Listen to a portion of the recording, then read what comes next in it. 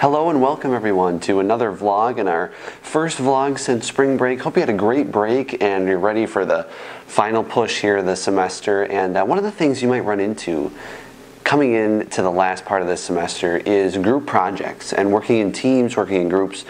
So one of the things we want to do this week is help you with that, because sometimes that can be tough, coordinating schedules, working with different personalities. So we're going to get some insight with a professor here on campus, as well as I'm going to share some of my experiences with working in groups and things that you can do to make group projects go a lot easier. So let's get started. It's because working in teams and collaborating is difficult. So first we want to get some professional help from Dr. Orms. He is a professor of communications on campus, one of my professors actually. And I asked him first, what are some roadblocks that you see students run into when they're working in group projects? Sure. So one of the big issues is very practical, and this is something that's true at this level as well as when you get out into your career in the workforce, and that's that you have to coordinate schedules for 4, 5, 6 different people. And as students, you have your own classes. Everybody has a different class schedule. You have people working part-time jobs. You have people working full-time jobs, doing internships, student organizations, and hopefully some semblance of a personal life as well. And so coordinating all that to have meetings, to make sure you meet deadlines and so forth is very difficult. Beyond that, we all know that we all have different personality styles. We have some students that come in and they're the type that'll have 3 weeks to finish an assignment and they'll be turning it in 4 days. And we have students that'll be turning in half an hour before it's due. And not one of those is necessarily any better or worse than the other. The quality is not necessarily any better or worse in my experience.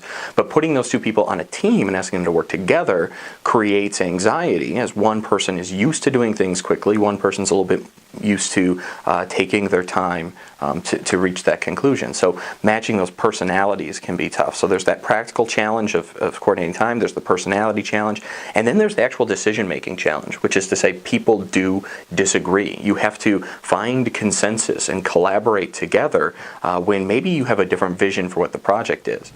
So now that we know some of those roadblocks that everybody runs into when working in groups and on group projects, I asked him, what are some tips and pointers that he has as a professional in this to make sure that everything goes smoothly when we're working on in group projects and in teams in general?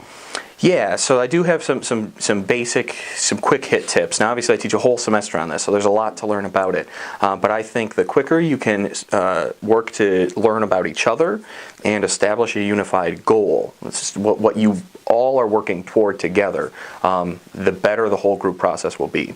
So you want to learn about each other so you know things like those different personalities and how to deal with those different personalities. So person A who wants to turn something in early and person B that wants to turn it in right at the deadline, they can know that at the outset and they can talk about how to make that work together.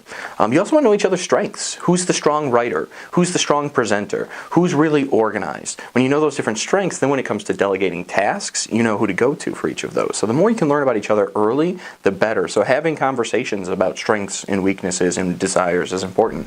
So I want to share some of my experience when with working in group projects and on teams. And to be honest, I feel pretty lucky. Like I've had some pretty good experiences with working in groups in high school and then throughout my first year here in college. But I know there are some people that have had challenges. Some of my friends have said, oh, I'm in a group, some people don't want to work, the paces are different, like Dr. Orm said. So I know there are definitely challenges, and I've run into them as well.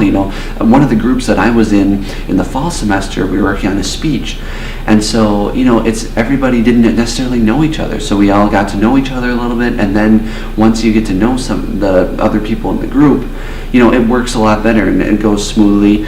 So one of my suggestions, a personal suggestion of mine, is maybe do something outside of class with that group to get to know them a little bit, and then I feel like you're really a lot more comfortable with that. Because that speech that I did, the teacher actually had us go out and you had to do something outside of class. So we went on a hike, you could also go bowling, whatever you wanted to do, but you had to spend some time outside of class together to get to know each other, get to know each other's tendencies and things. And I think that is a really, really good idea.